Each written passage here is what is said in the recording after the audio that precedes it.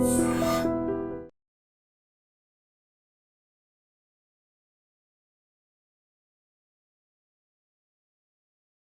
Gold trusted gold buyers. మీరు తాకట్టు పెట్టిన బంగారాన్ని విడిపించి ఈ రోజు ఉన్న మార్కెట్ ధరకు కొనబడును.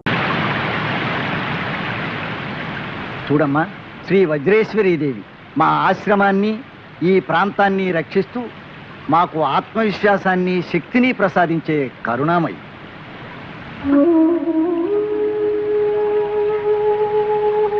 దీన బాంధవి, నా పసివాడు ఎక్కడున్నాడు, ఏ స్థితిలో ఉన్నాడు?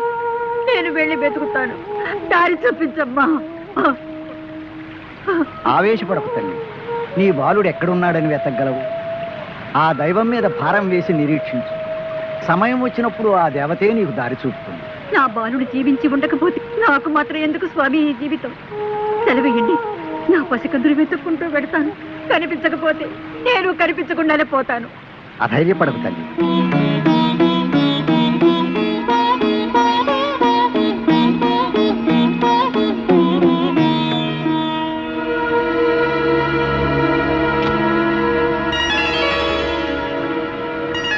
చూశావా, ఇది నీ బాలుడికి సంకేతం. నీ పసివాడు జీవించే ఉన్నాడు. అలాగా స్వామి? ఈ పుష్పం వికసించి ఉన్నంతకాలం నీ పుత్రుడు ఎక్కడున్నా క్షేమంగానే ఉంటాడు.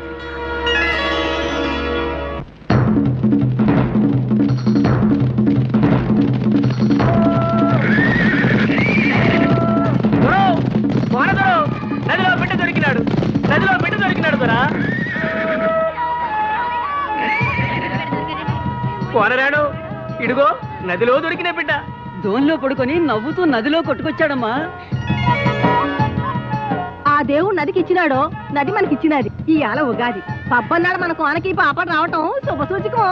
ఏం భర్త? అవును బారయ్య, ఈ పెద్దోడిని చేసి సాముగరడీలు కత్తి యుద్ధాలు చెప్పించాలో. ఐదారులే, వీడికి మన భాష యాస రాకుండా మంచి గురువును చూసి చదువులు చెప్పించాలో. పండగ రోజు మన ఇంటి విజయం చేసినాడు కనుక ఈడి పేరు ఈజయ్యి. బాగుందో విజయ్, విజయ్కి విజయ్కి.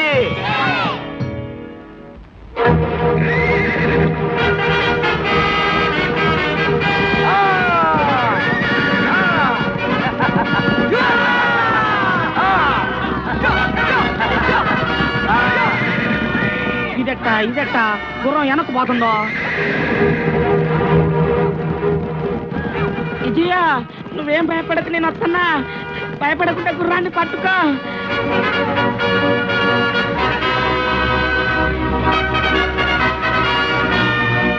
ఈ అడవి గుర్రం, దాన్ని పట్టడం వీళ్ళ తరమా?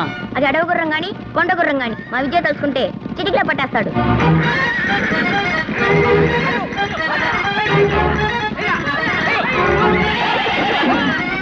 పట్టుకో పట్టుకో.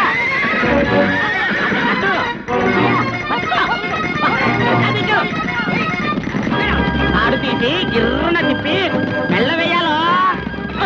సన్నట్లో దా మెళ్ళ కాదు.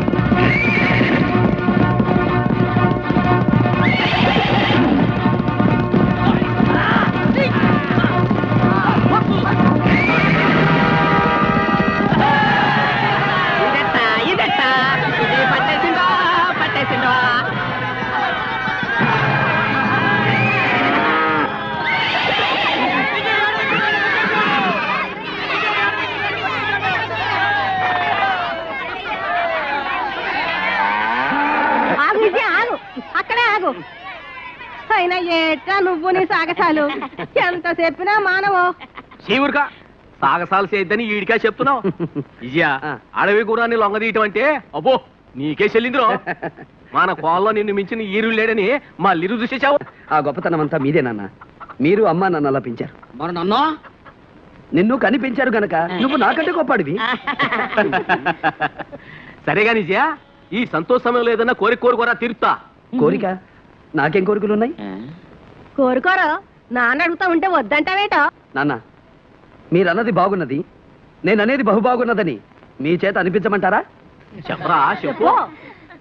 మీరే ఏదైనా కోరుకోండి, మీ కోరిక తీర్చడమే నా కోరిక. అయితే కోరుకుంటా చూడరా. ఈ ఈశాన్య దిక్కున అలా అలా వెళ్తుంటే ఓ పెద్ద అడవి ఉందంట. ఆ అడవిలో జలరుచం ఉందంట. జలవృక్షమా? ఆ చెట్టు కొమ్మ నరిగితే నీళ్ళు వస్తాయంట. ఆ నీళ్లు తాగితే ఈ ముసల్తనం పోయి యవ్వనం వచ్చుద్దంట. ఆ నీళ్లు ఏంటి? ఆ నీళ్ళు తాగి ఇంకో ఇతను కట్టుకుని ఊరేగుతావా? మన కోణ జనాభా పెరుగుతాయి. అలాగే ఇప్పుడే బయలుదేరుతాం. పద పండన్నా.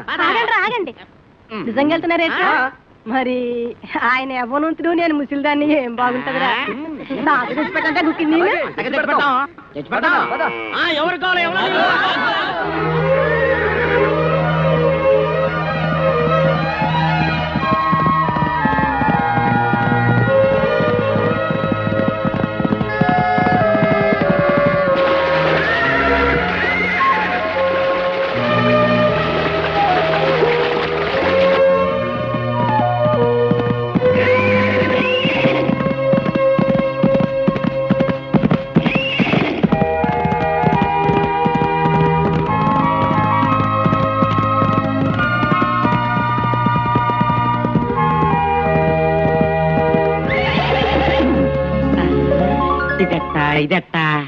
పండనా, చూసావా?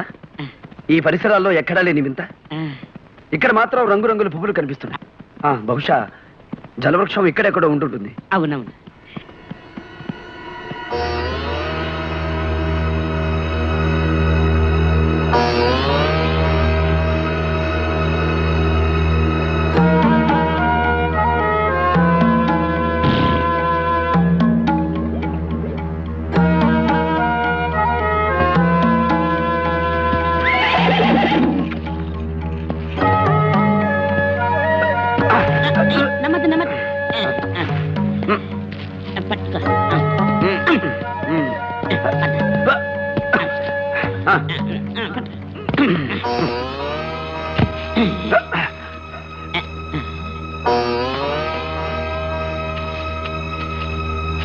ఇది జలవృక్షం కాదేం కాదో, ఏదో పిచ్చి చెట్టు.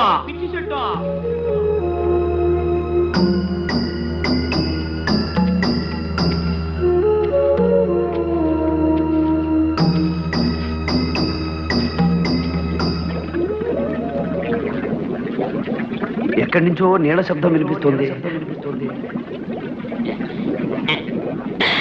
ఇదియా లోపల నీళ్ళు కొడగొడగొడగొడగొడమంటున్నాయి. ఇదే జలవృత్తమా? ఇదట్టా జలవృత్తమా?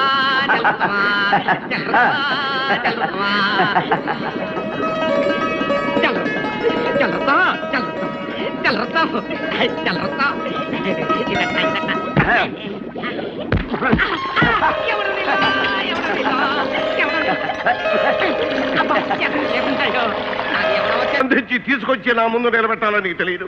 బంధించలేక అతని చేతిలో ఓడిపోయామని చెప్పుకుంటున్నారా సిగ్గు లేకుండా? అవమాన భరితం. అసలు నువ్వేం చేస్తున్నావు సూరవర్మ?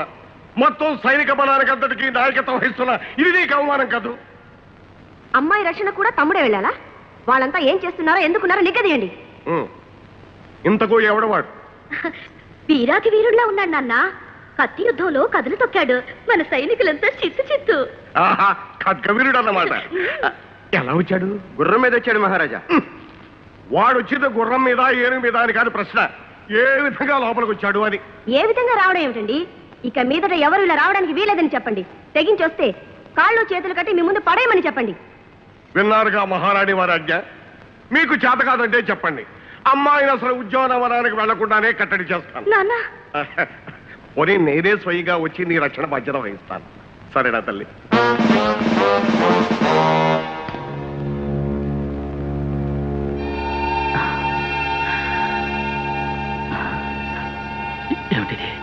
ఏమిటి? నాకు ఏమీ కనిపించడం లేదు, చూపు రాలేదు. మా ప్రయత్న లోపం లేకుండా అన్ని ఔషధాలు వాడాం, సర్వ చికిత్సలు చేశాం మహారాజా.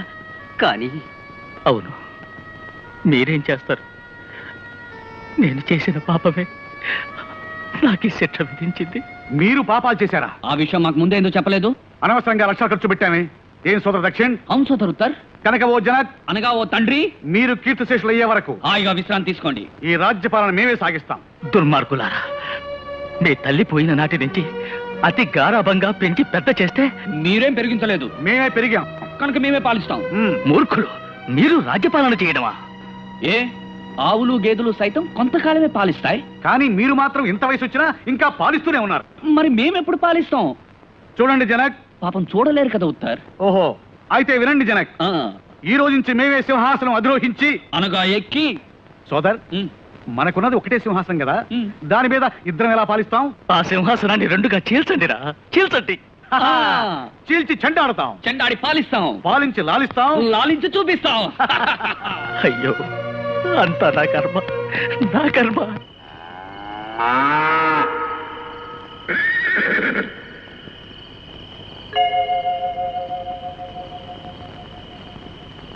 వెన్నెలను వేడెక్కిస్తూ విరహతాపం కలిగిస్తున్న వయ్యారి, ఏమి సొగసు, ఏమి హొయలు.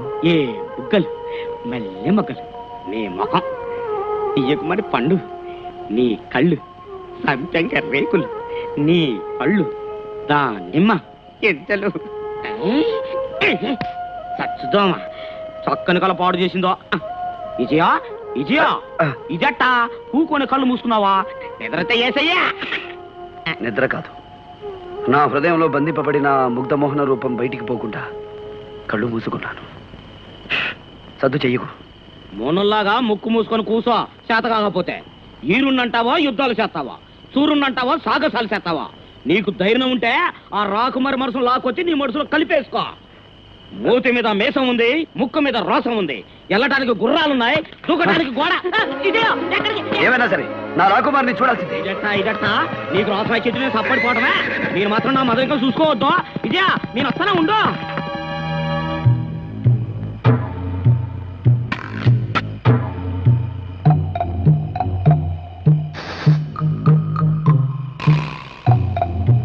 అంతఃపురంలోనే ప్రవేశించిన వాడికి గానకళ్ళలో ప్రవేశం ఉండదా మహారాజా? అబ్బా, వాణ్ణి మెచ్చుకుంటారేంటండి? ఏం పద్మ, వాడు నీ మందిరంలోకి వచ్చి గాన కచేరీ చేస్తుంటే మాకు చెప్పొచ్చు కదా, భటుల్ని పిలవచ్చు కదా. అసలు మీరంతా ఏం చేస్తున్నారు? నిద్రపోతున్నారా? లేదు మహారాణి, మేలుకునే ఉన్నారు. కళ్ళల్లో ఒత్తులు వేసుకుని కాపలాలు కాస్తూనే ఉన్నారు. నేనే కోటగోడెక్కి దూకి లోపలికి వచ్చాను. ఆ? ఒక సామాన్యుడు అతి సులభంగా అభేద్యమైన కోట గోడ దూకి లోపలికి రాగలగడవా? ముందా గోడ కట్టిన శిల్పిని రప్పించండి, వాడిని శిక్షిద్దాం. అబ్బబ్బా, వాడు ఉన్నాడో పోయాడో, వాడిని శిక్షించమంటారేమిటండి? ముందు వీడికి శిక్ష విధించండి. మీరన్నది బాగున్నది, నేననేది బహు బాగున్నదని మీ చేత అనిపించమంటారా మహారాణి? ఎంత పొగరుగా మాట్లాడుతున్నావురా, నిన్ను చిత్రవధ చేస్తా.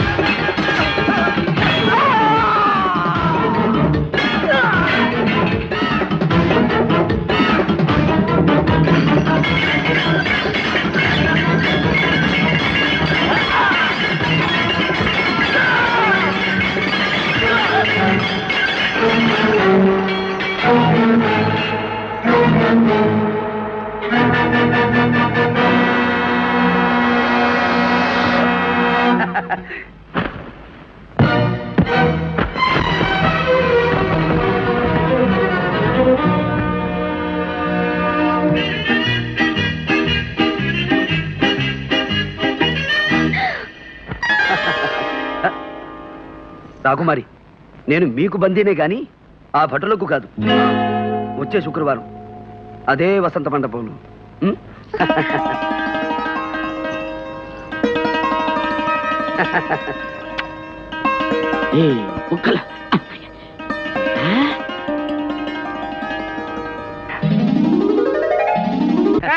వచ్చేదాన్ని పద. మా దగ్గర లేదు, ఏమీ లేదు. పదకొంటుంటే. పద్మ, ఏమిటి నీ వెకిలి వేషాలు, సైగలు? వాడెవడో, నువ్వెవరు? వాడితో నీకు సై ఆటలా? ఆ ఆటలేవో నీ చెల్లెలతో ఆడుకో, అది ఆనంద భరితం. అంతేగాని ఆ యువకుడితో ఏమిటమ్మా? అందుకే మీతో నేను ఏనాటి నుంచో పోరుతున్నాను.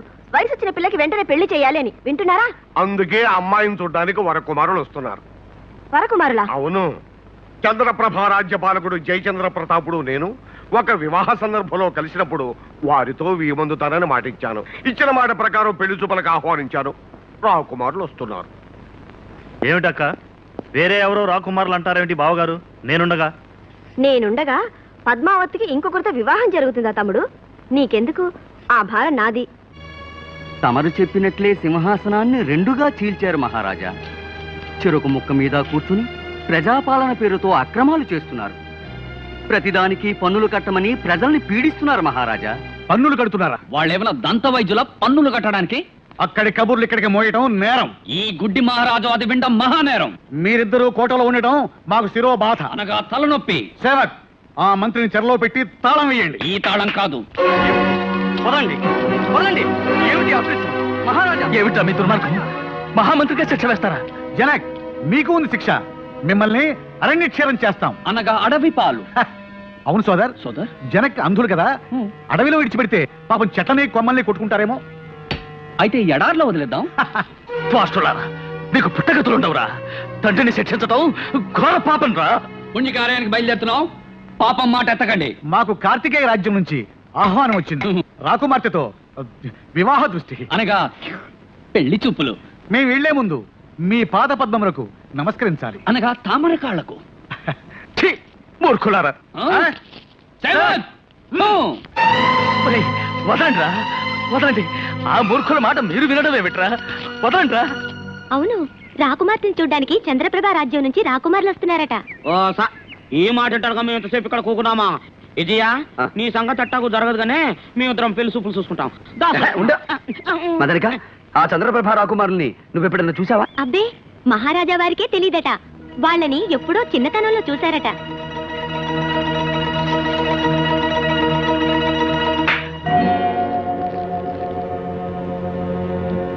అమ్మా పద్మ, ఏమిటమ్మా ఆలస్యం? వ్యవధి లేదు. అవతల చంద్రప్రభ యువరాజులు పెళ్లి చూపులకు వస్తున్నారు. నువ్వు తొందరగా ఈ ఆభరణాలు దుస్తులు అలంకరించుకుని వస్తే గానీ. నాన్న, నాకిష్టం లేదు. వాళ్ళని పిలిచే ముందు నాతో ఒక మాట చెప్పొచ్చు కదా. అవును, చెప్పాలి కదా. చెప్పలేదు. నిజమే. ఒక్క మాట అడుగుతాను, నాకిష్టం లేని పెళ్లి చేస్తారా నాన్న? ఎన్నడూ చేయను. కానీ ఇవి పెళ్లి చూపులు మాత్రమే. పెళ్లి ఇష్టం లేనప్పుడు చూపులు మాత్రం ఎందుకు నాన్న? నిజమేననుకో. చూడు తల్లి, నేను ఎప్పుడో చంద్రప్రభారాజు వారికి ఇచ్చిన మాట ప్రకారం రాకుమారుల్ని పెళ్లి చూపులకు ఆహ్వానించాను. వారు వస్తున్నారు. ఇలా అర్థంతరంగా పెళ్లి చూపులు రద్దు చేశామని ప్రకటిస్తే అది మన అంతస్తుకి హోదాకి భంగం కదమ్మా. ఈ పెళ్లి చూపులు జరగదాయి. మా రాకుమారికి ఇష్టం లేదని చెప్పి పంపించేస్తాను. వాళ్ళని శ్రమ పెట్టి ఆశ కల్పించడం గౌరవం అంటారా? అసలు ఈ తంతు తతంగం అంతా అవసరం అంటారా? చెప్పండి, చెప్పండి నాన్న. సందిగ్ధ భరితమే.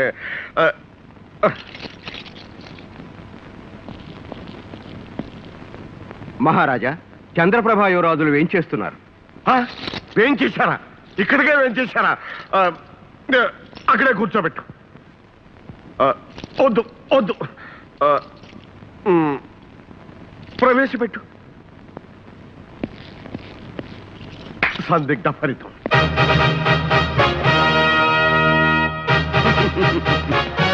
శతసహస్ర కోటి వందనాలు కార్తికేయ మహారాజులకు. ఆయుష్మాన్ భవ. రాజుగారు, మా అన్నగారు గ్రామాలే దేశానికి పట్టుకొమ్మలని, గ్రామీణ భాష జాతీయ భాష అని నమ్మకం కలిగిన వారు. ఆ భాషలో విస్తృత పరిశోధనలు చేస్తూ ఆయనకు 14 భాషల్లో ప్రావీణ్యం ఉన్న శుద్ధ గ్రామ్య భాషే మాట్లాడారు. ఏమి భాషాభిమానం. కూర్చోండి. నా బాల్యమిత్రుడు చంద్రప్రభ మహారాజు కుశలమా? బహుకుశలమే. కోటలో కూకున్న రాజుగారికి కులాసాలకే తక్కువ. మరి పెళ్లి చూపులకు రాకుమారిని పిలిపిస్తే రాకుమార్ రావడానికి వ్యవధి పడుతుంది. ఆడవారు అలంకార ప్రియులు కదా. అయితే చెలికత్తని పిలిపిస్తాండో చూసుకుంటాం. అబ్బే మరేమి లేదు, వారి దగ్గర ఆయన కావలసిన భాష లభిస్తుందని మా అన్నగారి ఆశ. అమ్మాయి రావడానికి ఆలస్యం అవుతుందేమో, మీరు అతిథి మందిరంలో విశ్రాంతి తీసుకుంటారా?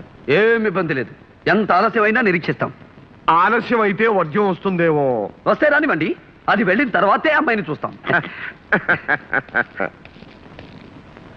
మహారాజా, చంద్రప్రభ యువరాజులు ఏం చేస్తున్నారు?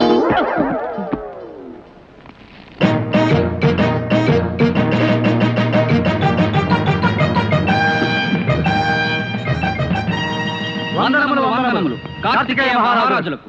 మీరు? చంద్రప్రభ యువరాజులం, వివాహ పుత్రులం. అనగా పెళ్లి కుమారులం తమ ఆహ్వానం మీద వచ్చాం. కాదు, రథం మీద వచ్చాం. మరి మీరు? చంద్రప్రభా యువరాజులం. వీళ్ళెవరో మా పేర్లు పెట్టుకుని వచ్చిన మోసగాళ్ళలా ఉన్నారు. మేము మోసగాళ్ళమా? మహారాజా, మీరు కార్తికేయ మహారాజులేరా? అవును. అయితే మే చంద్రప్రభా యువరాజులమే. ఇది పెద్ద సమస్య. ఇందులో ఎవరిది అబద్ధమో ఎవరిది నిజమో తేలాలి. అంతవరకు పెళ్లి చూపులు లేవు. కార్తికేయ మహారాజా, తొందరగా జరిపించండి వివాహ దృష్టి. అనగా పెళ్లి చూపులు. మీలో ఎవరు నిజమైన రాకుమారులో తేలే వరకు పెళ్లి చూపులు జరిపించను. మహారాజా, చంద్రప్రభా యువరాజులు మేధావులు. పొరపాటు.